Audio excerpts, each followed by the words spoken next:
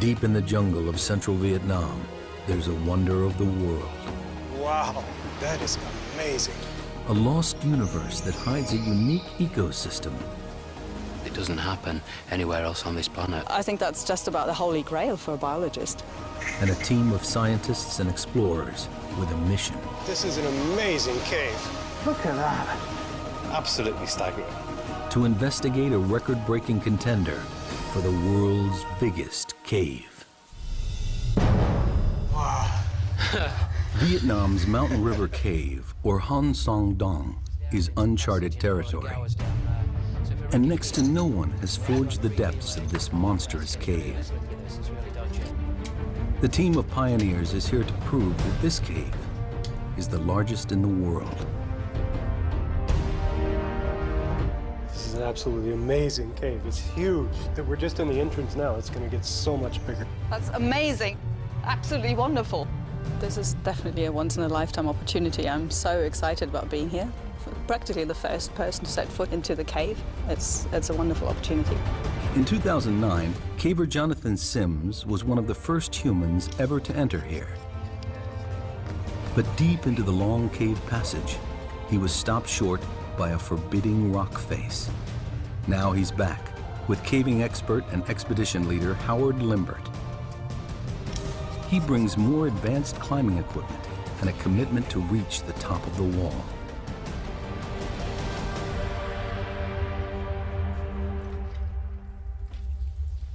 The expedition begins with a dangerous 328-foot rappel into the first massive cavern. British caver Howard Limbert has led 12 expeditions to Vietnam's limestone caves. This year's expedition into Mountain River Cave is especially dangerous because it's so remote. Anybody can fall, twist their ankle, break their ankle, that could happen. And if that happens, you know, then we've got a rescue on our hands. Rope free, Annette. German zoologist Annette Becher is anxious to enter the unique underground world within. Scientific opportunity and a caving opportunity as well at the same time. It's fabulous. Daryl Granger is here to unravel the mysteries of Mountain River Cave. He's a world expert in cave geology. If this is the world's biggest cave, he wants to know how it grew to such record-breaking size. It's like no other cave I've ever been to. Southeast Asia is famous for its limestone geology, dating back 450 million years. Many large caves litter Vietnam, but here within Ca Bang National Park, Mountain River Cave is certainly the giant among caves.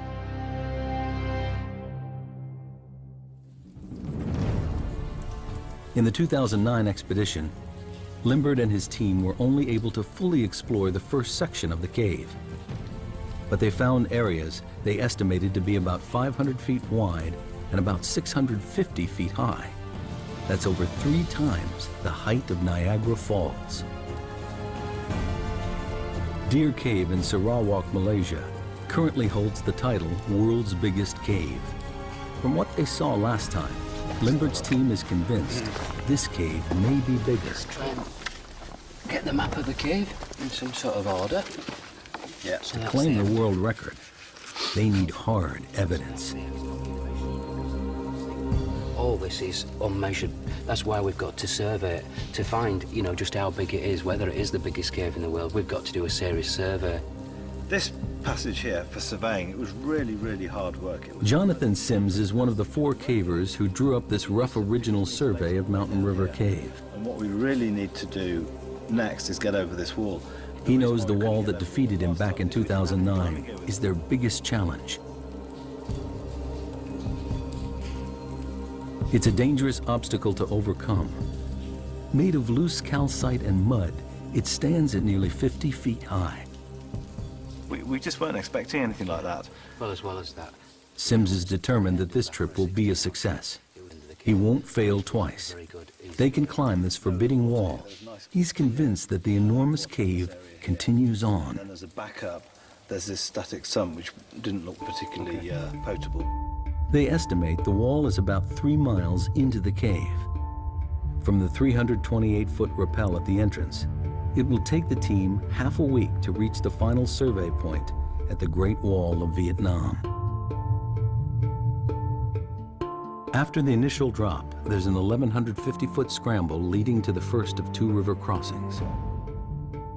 From here, the team needs to climb high, following the river through the natural valley of the cave. Then there's a descent down to a level sandy area and to the first of 2 dolines, collapsed holes in the cave's surface. The dolines and cave beyond are where Becher hopes to find new life forms, and Granger, the secret of how the cave was formed. Then, through a narrow section, across the larger doline, and into the second camp. So far, the final part of the cave surveyed is the last quarter mile before the Great Wall of Vietnam. And then, it's into the unknown.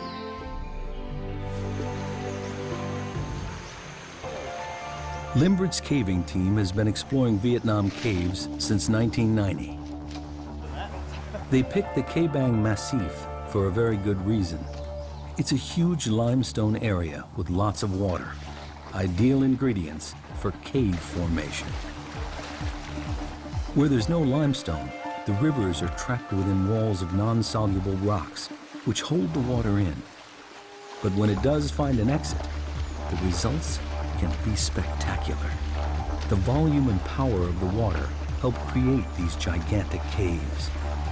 Add a monsoon climate with heavy downpours feeding the many rivers here, and the chances of water carving out a colossal cave are even greater. So far, they've discovered 62 miles of caves, but none as epic as this. They suspect additional factors must be at work here.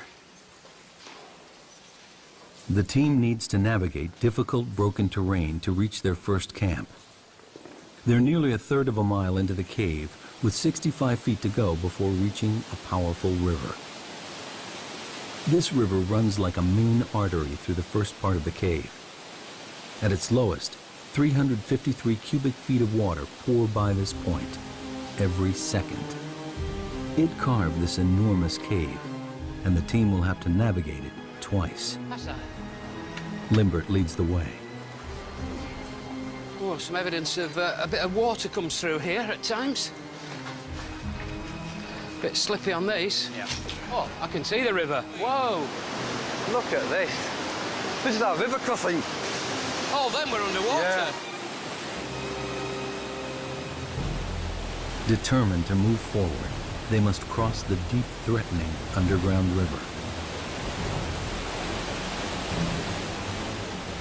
It's the last bit that looks a bit quick. So if I go up there and belay you, and then you can walk across there, probably it looks like you've got to climb up in that crack there. A couple of bolts this side, a couple of bolts the other.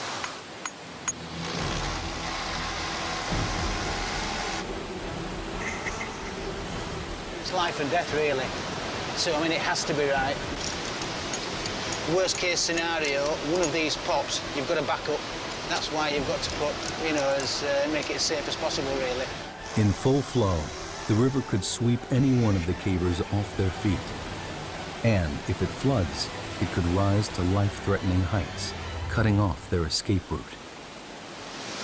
What's the forecast for the next few days? Well, the forecast is good, but you can never be absolutely confident.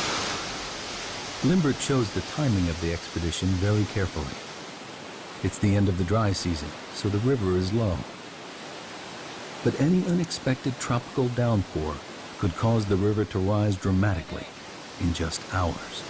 Let's do it. Right, guys, you can start crossing.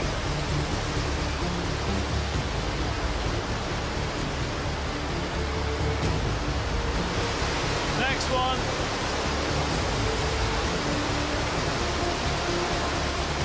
The most important thing is that you don't allow the river to sweep you away, because there's a load of rapids just down there, and we're not really quite sure exactly what's in the river beyond that, because we haven't seen it all the way. And there could be all sorts of very sharp rocks and all that kind of thing. And the last thing you want is to get swept down the river, because it could be serious injury or even life-threatening. I'm actually quite nervous about river crossings because I'm quite a slight build, and I've been in flooding caves before where when you put your hands on something, your legs just get swept away from underneath you and you can't get them back down on to get footing. It is actually really, really dangerous.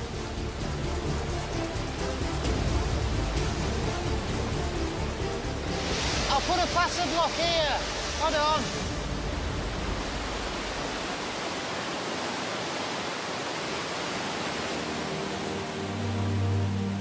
A major obstacle conquered. Darrell Granger can now start to really look around. You can see big formations, big stalagmites over there. Check that one out. This is an amazing cave. We came down those big slopes, we've come through the rocks, and we finally made it down to river level. So now we can set up camp here. We can start thinking about what we want to do next in this cave. The Titanic cave is theirs to explore. What is it that makes a cave so big? There's a lot of stories that we can learn from this cave. To claim the world record, Mountain River Cave needs to be consistently higher, wider, and longer than the current title holder, Deer Cave in Sarawak, Malaysia. When you're talking about largest caves in the world, there's no doubt there's some very, very long caves. And if you went on pure volume, many, many caves are bigger than this cave on pure volume. It's pure dimensions of a whole single passage like this that continues for 5 kilometers is pretty unique in the world. Mountain River Cave runs in an unusually straight line from north to south without any deviation. So let's get underway. Let's get started. Okay? Okay. Granger believes the water in the oldest section of the cave could offer an explanation as to why this cave is so enormous. Highly erosive, extremely acidic water rushing over pure limestone may be the answer. To confirm his theory, Granger needs to draw a sample. Okay, so right now I'm taking a pH measurement. I have a pH probe here. We have to leave it in the water for a little while to equilibrate. That'll tell us the pH of this water.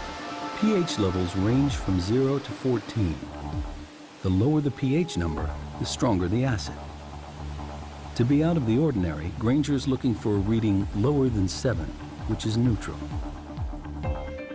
On the surface, tropical rainstorms flood the vegetation and seep down through the soil.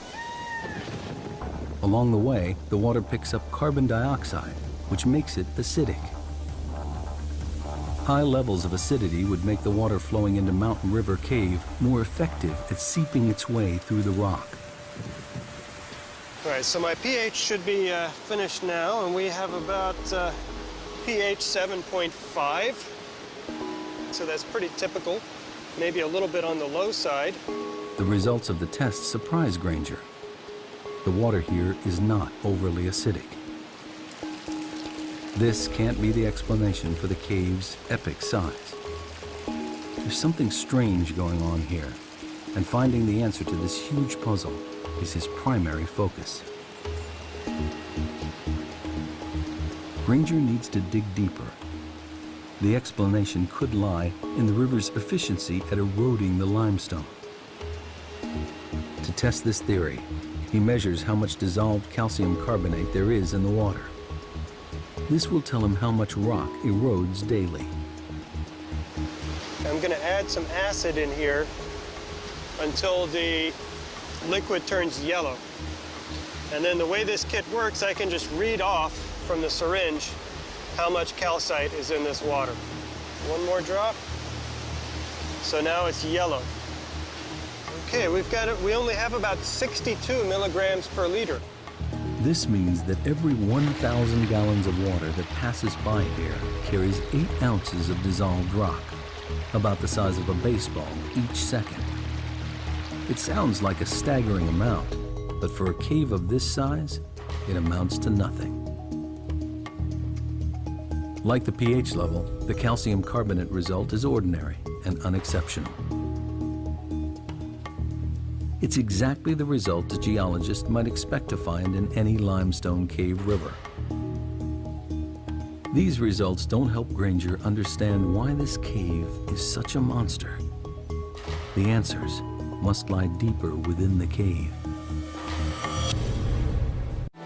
Howard Limbert's team is a third of a mile into Mountain River Cave. They have food for 6 days, enough to get to the Great Wall of Vietnam and back. The team sets up camp. Rehydrating and replacing lost calories has to be carefully managed. Geomorphologist Dr. Hugh Nguyen and biologist Dr. Tai Nguyen of Hanoi University also join Limbert on the expedition. Hopefully the other porters will take all the other bags to our underground camp. This is a great trip. It's an amazing group. And everybody has pulled more than their weight. Annette Betcher goes deeper and further into the cave, looking for life. And like Granger, she's getting frustrated in her search. She is here to find undiscovered species, but so far only sees a barren landscape. It's a bit of a shame. I had great expectations, but with the wet flooding, I had to rethink basically my approach. The team is exhausted and settles down for their first night inside the cave. The next morning, they continue over half a mile further.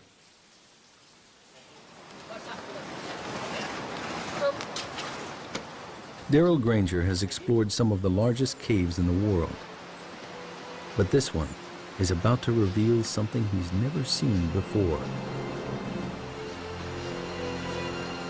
Deep in the heart of Mountain River Cave lie the magical and mysterious Doongs. Wow. Yeah.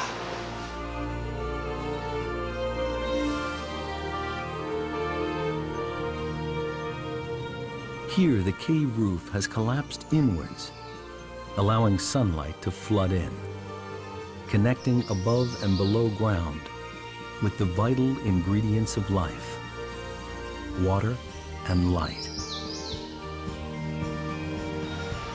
Man, this is the world's biggest cave. The rest of this stuff is just building up to it. That is amazing. That's 1.5 kilometers away. That is huge.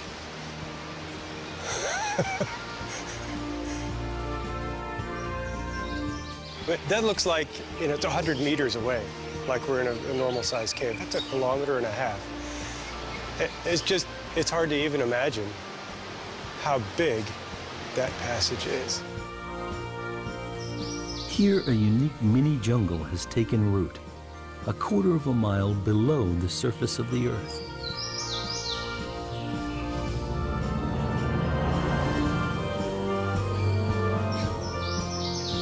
Seeing the jungle, basically, in the middle of the caves is one of the most beautiful sights. It's just absolutely incredible. It's got to be one of the wonders of the world. It doesn't happen anywhere else on this planet.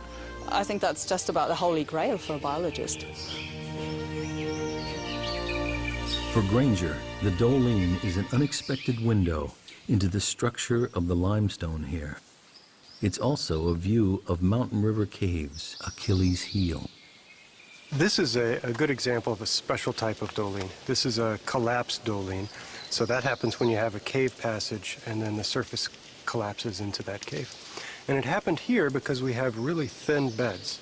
You can sort of see them on the back side of the wall, and they're just not strong enough to hold up this cave roof. At some point in the cave's past, the river ate away at the cave roof where the limestone beds are thinner. The river damaged the ceiling rock so much that eventually the roof collapsed. This collapse is known as cantilever failure. You can think about, theoretically at least, having a piece of rock sticking out like a diving board. You can only stick it out so far before it breaks off under its own weight. And that's exactly what happens. As you make the cave bigger and bigger, you're forcing basically a diving board of rock, a slab of rock, to stick out and support its own weight. The limestone beds in this part of Vietnam are especially thick, with very few cracks or weak points. The river tunnels through this landscape, challenging the strength of pure limestone. And the Dolines brutally revealed a few places where the rock beds are thinner, weaker, but still divine. Here, open to the sun and the rain, life thrives.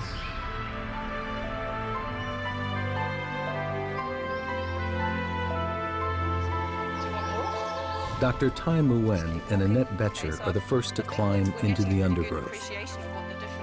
She's eager to tap into Nguyen's expertise in rainforest plant species to figure out how this subterranean wonderland compares with the surface. After disappointments in the first part of the cave, the Doline fulfills Betcher's expectations. Here is an area rich with life, a unique and unexplored ecosystem. This is absolutely fantastic. It's a treasure trove for biologists. And everything that lives here has got here by complete chance. So birds have dropped seeds, plants have sprouted up. This species outside is evergreen. Okay. Yes. Right. But here it's fall down the leaf in the winter, I think so. Okay, so you think it's evergreen outside, but yes. it's deciduous in here. And so the young leaves, are those the red leaves? Are those young leaves? Okay, right. Betcher had hoped to find new species of plants evolved to flourish in this strange underground world. But Nguyen doesn't see examples of unique evolution. Instead, he thinks the plants in the Doline are showing extreme adaptation. It's a process known to biologists as phenotypic plasticity. In particular in plants, their outer form is very variable. They can adapt themselves very much to their environment. So there could be two plants that are perfectly the same species, have the same DNA, but because they're in a different environment, they actually look quite different. That's the plasticity bit. So I think we're seeing an example of spectacular phenotypic plasticity. Unique adaptations appear throughout the Doline. In the tropics, trees are usually evergreen due to the absence of seasons. But down here, they're deciduous, with sparse foliage and narrow trunks. Dr. Nguyen theorizes that this is how the trees adapt to the comparative lack of water and shortage of light.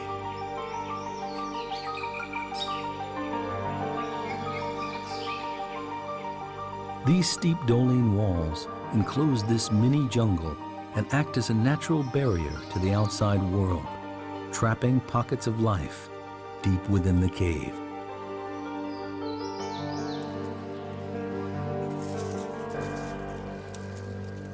Betcher looks for soil thick enough to lay some surface traps.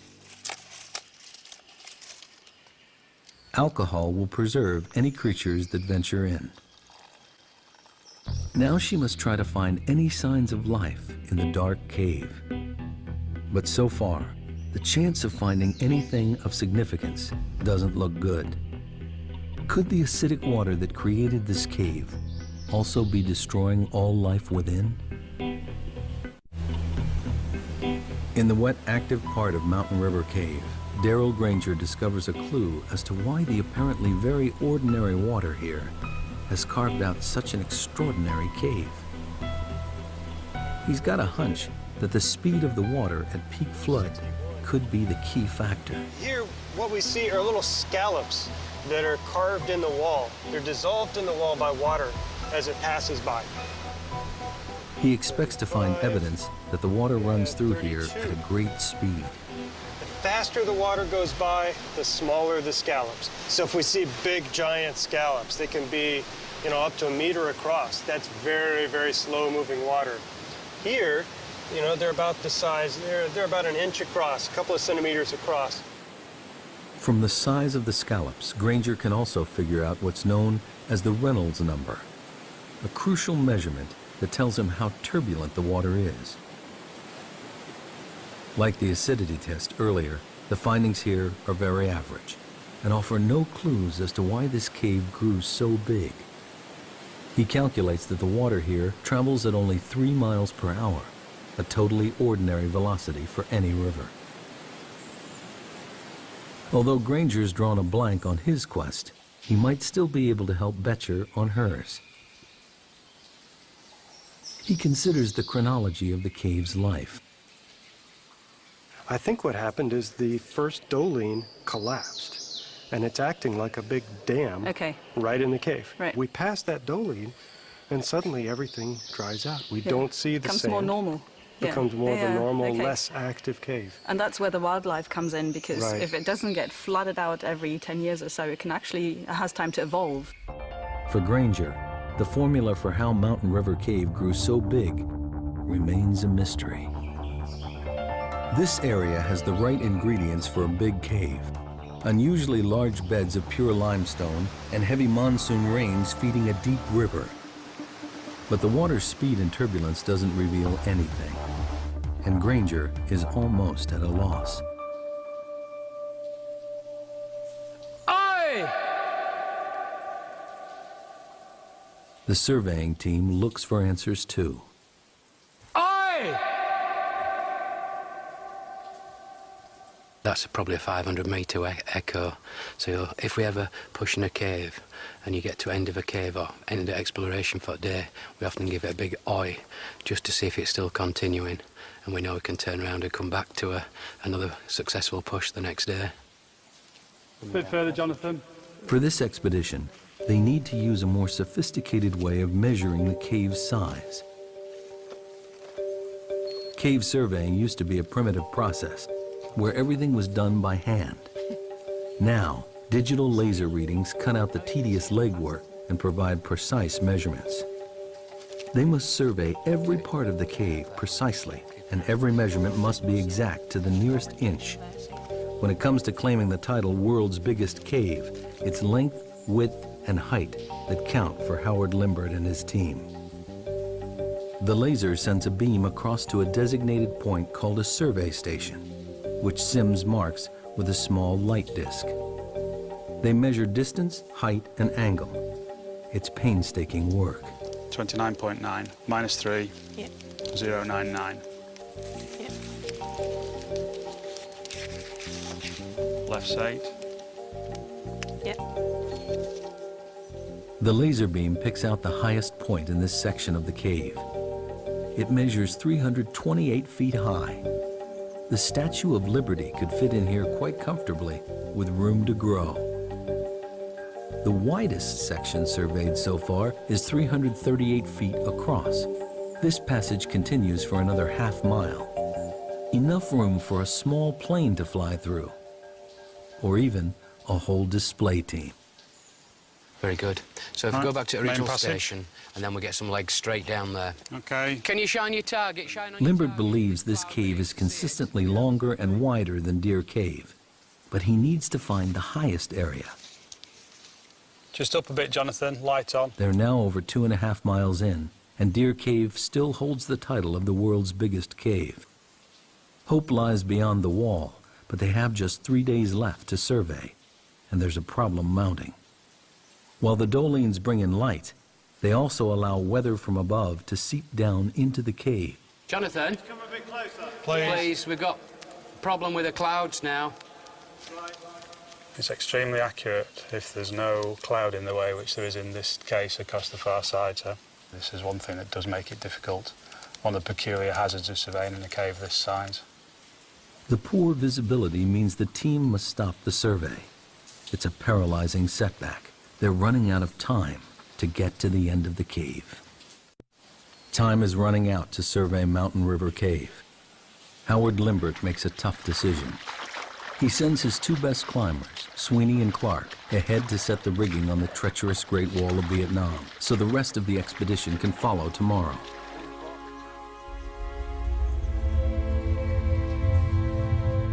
If they can't scale it, they may not finish the survey, and we'll never know just how big this cave really is.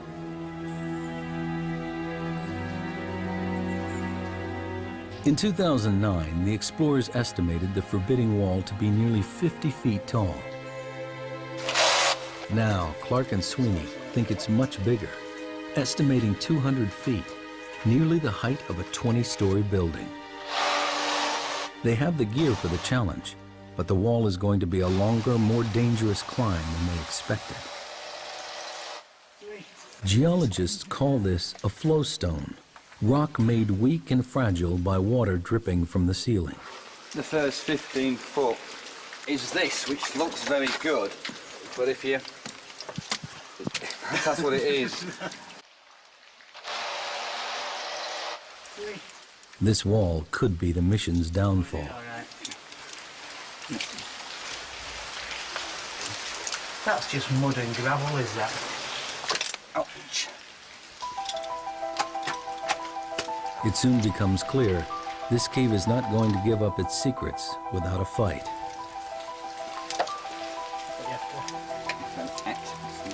It's just crumbling away. That's all. It's crumbling away. Sweeney and Clark have been building up to this for over a year. It's something that they're particularly interested in is climbing and climbing the wall. What we're climbing in is a very soft mud, calcite, and so normal bolts would just fall out. It's going to be a difficult and exhausting climb. Back at the camp, the extreme conditions are taking their toll, even on those who are not battling the wall. What can be quite difficult is just living in can be quite squalid conditions. You've got to keep things clean. It's very dirty at times. You're getting sand and dirt in everything, be it your caving equipment, all this clothes. Feet are a big problem because you're continuously wet or sweating or going through rivers. We often get what we believe is a fungal infection of the feet. Meanwhile, Annette Boettcher's search for life continues. She came to Mountain River Cave to find new species, but with only a mile or so to go before the wall, she has yet to discover anything out of the ordinary. She has one more chance for a promising new sample area, a dry passageway. That's where the opportunities are with this fantastically big cave. So I can go into those and look for those tiny critters that will be evolving in their large, dry side passages in their alcoves.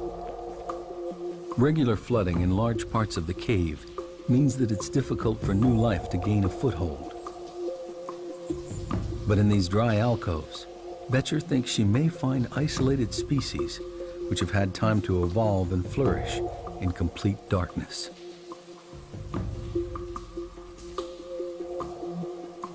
The smaller and more primitive the species, the better equipped it is to evolve quickly.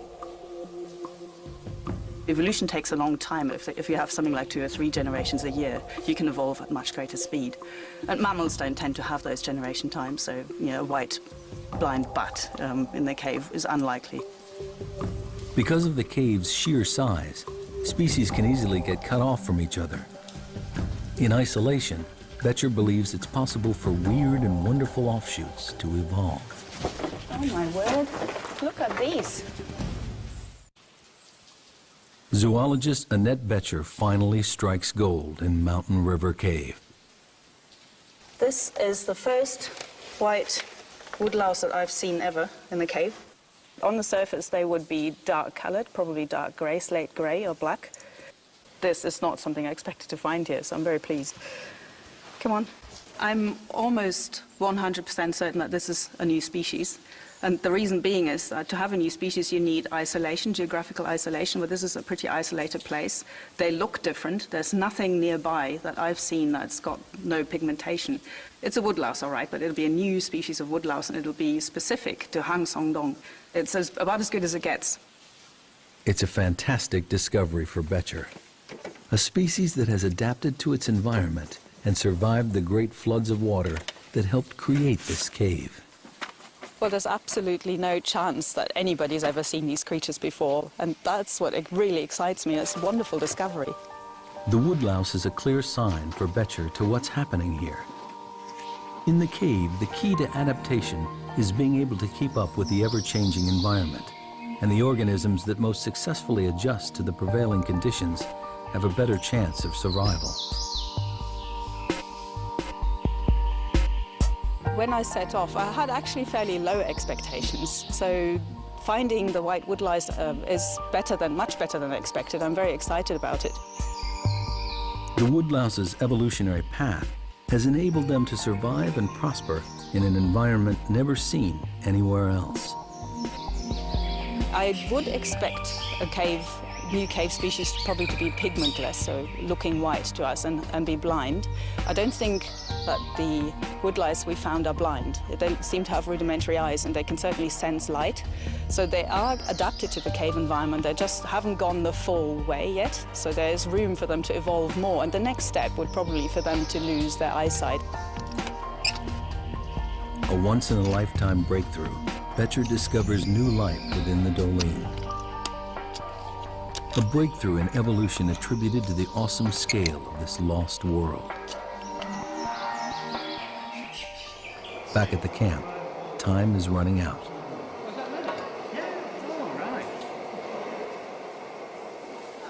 Climbers Sweeney and Clark continue in their battle to secure rigging on the wall and ready it for the rest of the team. If they don't succeed, the team can't complete a definitive survey. Limbert and the rest of the party wait nervously for news.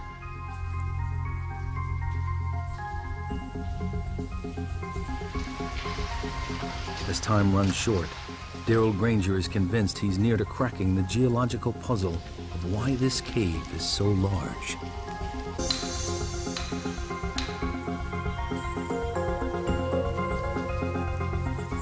Huge volumes of water, pure limestone, and a tropical climate are important factors.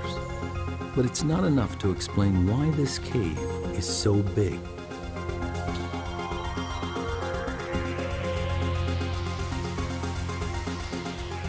In a bid for answers, he returns to his maps of the region.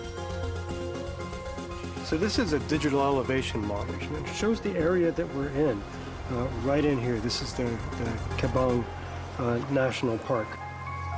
Granger suspects the critical evidence lies in the cave's geography. He spots an old fault line on the map. It seems to mirror the underground route plotted by Mountain River Cave. This could be the answer he's looking for. You know, the real light bulb moment is when I saw the fault line, and then everything kind of clicked. What I noticed are these straight lines in here. They go due north and south, and remember the cave here goes north and south. And I realized we're right on that fault right there. That's exactly what formed this cave. There's that same fault right up there. Once, a river ran where Mountain River Cave exists today. There was a deep vertical crack in the Earth's crust, a fault. Eventually, the river water eroded the limestone and went deep underground. Once the water filled the fault and found the exit, the river started to erode the rock along the crack, and a gigantic cave was born. But there's another key factor. The fault was narrow. When the water began to carve this mega cave millions of years ago, the narrow shape of the fault fortified the cave. The reason the caves fall apart, the reason they break down, is often because they get too wide, and the limestone roof can't support that long a length. Here, the straitjacket of the geological fault restricts the cave's width, reducing the possible risk of collapse and allowing the cave to continue to grow in a straight line. The fault is very vertical, and that has also influenced the cave development and helped turn it into what's probably the world's biggest cave. And that's because the walls are perfectly vertical, or they're nearly vertical here, and so the cave is very, very tall. The 1,300-foot-high dolines show what happens when a cave weakens.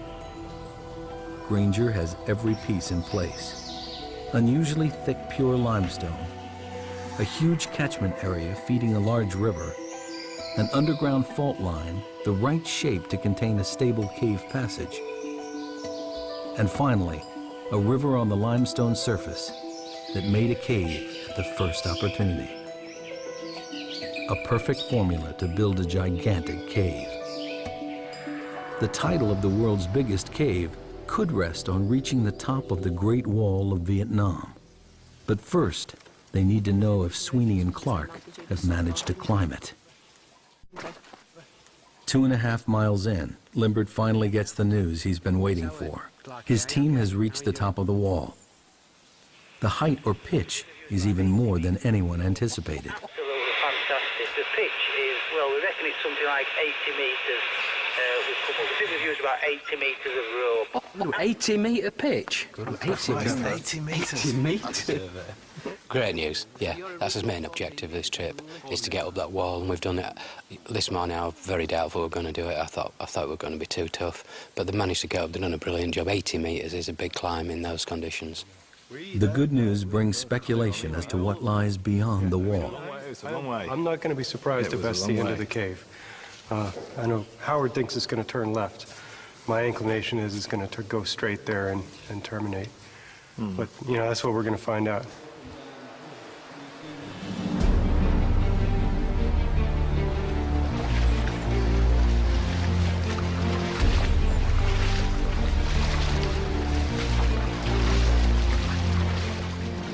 The final hurdle now awaits Limbert and his team as they push on to join Sweeney and Clark at the Great Wall of Vietnam. It took almost 2 days for those guys to bolt up there. It's very fragile rock, so you need to be very, very careful. They've done a great job. My greatest feeling was one of relief, which perhaps indicates how serious a climb it has been. You're standing up there and you're looking down and all this, and it's absolutely tremendous. The team finally arrives at the wall. It towers above them. This is what they've been working for, their ultimate destination.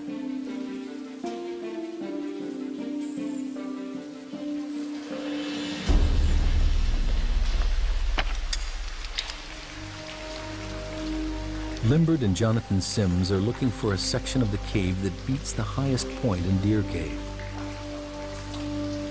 They haven't found it yet. And if they can't get up the wall, they'll never know how tall the cave really is. It'll be very, very dangerous. So we'll have to be very, very cautious going up the wall. It's only for experienced cavers, really. Limbert makes a difficult decision. Only the surveying team will go up the wall. It's too dangerous for Granger and the film crew to follow. This is it. We're about to go up and push into the unknown, as they say. Who's going up first then? Sweeney.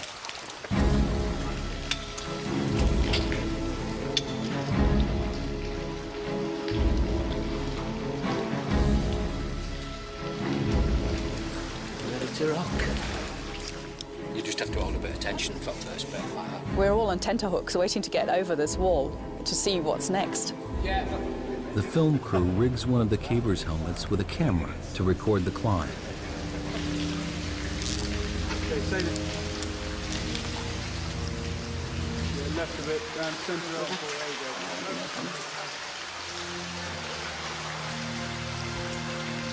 They can only watch as Limbert leads the team up on the final stage of the journey.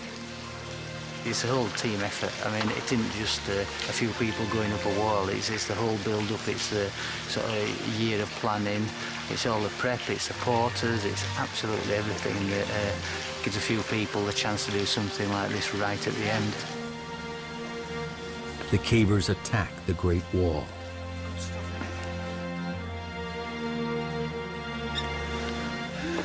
Absolutely fantastic. This is something else, is this? Look at that. They have succeeded in the most difficult part of the expedition. The Great Wall of Vietnam. This huge flowstone, nearly the height of a 25-story building, is conquered at last. But the elation is quickly followed by disappointment. As Granger suspected, Mountain River Cave ends here. An exit to the outside jungle lies just 984 feet beyond the wall. With no more cave to survey, the team gathers the final measurements from the top of the wall to the ceiling. The highest point in Deer Cave is 574 feet. They've just climbed 236 feet up the wall and can now calculate the height of the whole passage. 45.8. Sims reads the final crucial measurements. 188. Can you just do the height of the passage there, Jonathan? Yep, certainly. Massive. Absolutely huge. Absolutely huge. Finally, they get the readings they've been waiting for. It's 96.4. 96.4! That's incredible. Spot there, will you? Jesus. That's incredible. Altogether, the measurements show Mountain River Cave is the world's biggest, with the passage continuously higher, wider, and substantially longer than any other cave in the world. It's a fabulous cave, a really, really fabulous cave. Really enjoyed ourselves. We had a great time, we're having a really, really good time. It's just mind-blowing stuff, is this? It really is, and it just doesn't get much better. This has been a tremendous experience for me. I feel very lucky to have been invited on this trip to see the world's biggest cave and try to figure out the science behind this cave. Just very privileged and lucky to be along on this trip with Howard and his team.